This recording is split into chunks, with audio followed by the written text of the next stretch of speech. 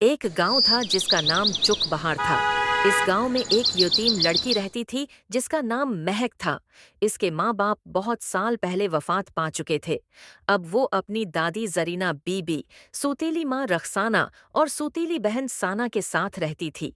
सूतीली माँ रखसाना और साना को महक बिल्कुल पसंद नहीं थी।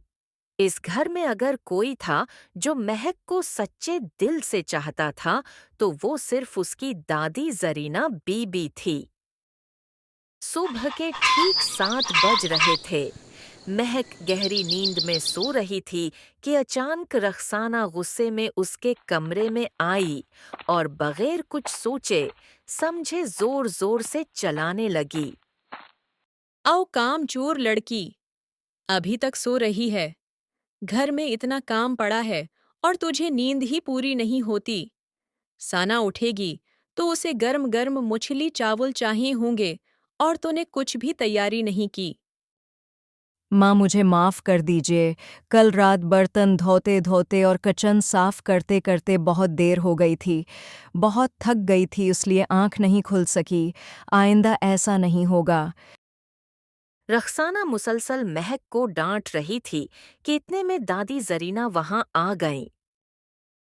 रखीसाना अभी तो सिर्फ 7 बजे हैं। बेचारी पूरी रात काम करती रही है। कल रात इतने मेहमान आए थे। थोड़ी देर सोने देती तो क्या हो जाता। बस बस इमा, आप हमेशा उसी का साथ देती हैं, इसीलिए ये सिर पर चढ़ती जा रही है। पता नहीं ये मनहूस मेरे नसीब में कहाँ से आ गई। जी माँ, मैं अभी जा रही हूँ। सब काम वक्त पर हो जाएगा। साना के उठने से पहले मैं मज़ेदार मछली चावल बना दूंगी। महक खामोशी से झाड़ू पूंछा करने लगी, मुछली साफ की, चौल्हा जलाया और बैठकर पकाने लगी। प्याज लहसुन भौनती है, मसाले कूटती है, मछली तलकर बड़ी मेहनत से सालन बनाती है। पूरा घर खुशबू से महकने लगा। महक बेटा, मैं भी तेरी थोड़ी मदद कर देती हूँ। नहीं दादी जान, आप रहने दें। मैं सब कर लूंगी। वैसे भी आपकी तबीयत ठीक नहीं रहती। थोड़ी देर बाद महक ने सबके लिए लजीज मुछली और चावल तैयार कर दिए। इतने में सुना देर से सौ कर उठी। आईने के सामने खड़ी होकर खुद को देखने लगी। मेरी शहजादी बेटी, आज कितनी खूबसूरत लग रही है। देखो कैसा चांद जैसा चेहरा है। आ बैठ जा, तेरी पसंद का खाना बनवाया है। महक जल्दी आ और मेरी बेटी के लिए खाना लेकर आ। यहाँ खड़ी होकर मेरा मुंह क्या देख रही है? और तेरी वो बूढ़ी दादी कहाँ है? नजर नहीं आ रही। जी माँ, मैं अभी लाती हूँ। दादी जान पड़ोस में गई हैं। महक थाली में खाना सजाकर साना और रखसाना के सामने रख देती है। सना एक नवाला लेकर मुंह बना लेती है। इस खाने में तो बिल्कुल भी मज़ा नहीं है। महक के हाथ में अब ज़रा भी जायका नहीं रहा। इतना खराब खाना बनाया है उसने। हालांकि दोनों को अच्छी तरह मालूम था कि खाना बहुत मज़ेदार है, मगर फिर भी वो जानबूझकर महक को डांटने लगे। दोपहर के वक्त साना अपनी सहेलियों के साथ गांव के दरिया किनारे बैठी बातें कर रही थी। सना, तेरा रंग तो और भी निखर गया है। तो पूरे गांव की सबसे खूबसूरत लड़की है। हाँ, मगर तेरी बड़ी बहन महक भी काफी खूबसूरत है। इसकी शादी कब होगी? तुम्हारी आंखें ठीक हैं। महक कहाँ से खूबसूरत है? कोई बदकिस्मत ही होगा जिससे उसकी शादी होगी। इधर रखसाना गांव की औरतों के साथ बैठी बातें कर रही थी। बातों बातों में शादी का जिक्र आया। एक औरत बोली, रक्साना बहन, तुम्हारी बड़ी बेटी महक के लिए मेरी नज़र में एक बहुत अच्छा रिश्ता है। लड़का बड़ा ताजिर है। नहीं नहीं, अभी महक की शादी नहीं करनी। पहले मैं अपनी बेटी साना की शादी कराऊंगी। मगर महक तो सना से बड़ी है, उसकी शादी पहले होनी चाहिए। रखसाना दिल ही दिल में सोचने लगी। हाँ, बाहर से महक के लिए हाँ कर देती हूँ, मगर इतने अमीर घर में तो मैं अपनी बेटी को ही ब्याहूंगी। और घर आके साना को सारी बात बता दी। इसी रात रखसाना ने दादी जरीना और महक को बताया, कल सुना को लड़के वाले देखने आ रहे हैं। महक खुश हो गई। कल घर बिल्कुल साफ होना चाहिए, जरा सी भी कमी नहीं होनी चाहिए, और किसी के सामने ये नहीं बताना कि तो साना से बड़ी है। जी माँ, जैसा आप कहीं। रखसाना ने खाने की फहरिस्त सुनाई। मटन कड़ाही, खीर, पूरी, पुलाव, सब्जी। मालूम नहीं महक कोई गड़बड़ न कर दे। क्यों ना उसे पूरी रात जगा दिया जाए। आधी रात को दोनों माँ बेटी महक के कमरे में गई। सन महक, आज पूरी रात जाग कर खाना बना, कल सुबह जल्दी मेहमान आएंगे। ठीक है माँ, मैं नहीं सोऊंगी। और वो सारी रात सब्जी काटती, खाना बनाती रही। सूरज निकल आया था। इतने में रखसाना किचन में आई और तेज आवाज में बोली, महक, अभी तक आटा ही गूंद रही है, जरूर रात को सो गई होगी। हाथ तेज चला, आज देर की कोई गुंजाइश नहीं है। माँ, मैं बिल्कुल नहीं सोई, सारी रात जाग कर खाना बनाया है। पूरी मैं अभी बना रही हूँ ताकि मेहमानों को गरम गरम मिले। थोड़ी देर में सारा खाना तैयार हो गया। महक ने पूरे घर की सफाई की, आंगन झाड़ा, कमरों में पूंछा लगाया। उधर रखसाना साना के कमरे में गई। मेरी शहजादी उठ जा, आज खास दिन है। कुछ देर बाद लड़के वाले आ पहुंचे।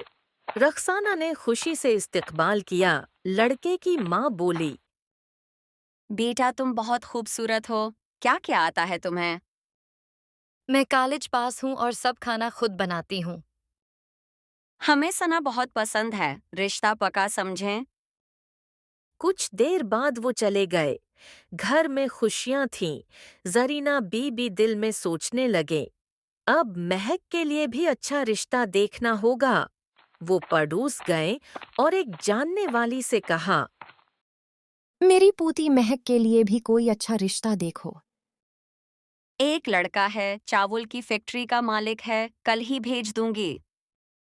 दूसरे दिन वाकई एक शानदार गाड़ी आकर रखी।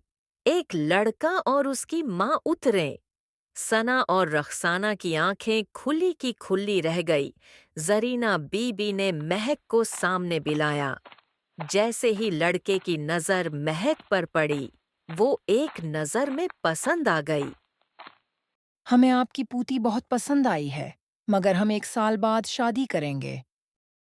हमें कोई जल्दी नहीं। यूं महक का रिश्ता पक्का हो गया। जरीना बीबी की आंखों में खुशी के आंसू थे, मगर साना और रखसाना के दिल में आग लग गई। रात को दोनों बोले, जब तक ये बूढ़ी जिंदा है, महक का रिश्ता नहीं टूट सकता। हमें कुछ करना होगा। अगली सुबह डाकिये की घंटी बजी। एक खत आया। रखसाना खुश हो गई। ये तो बेहतरीन मौके है, उम्मा के भतीजे की शादी है। उसने जरीना बीबी को कहा, आपको अपने गांव जाना चाहिए। महक अकेली हो जाएगी। दादी जान, आप जाए।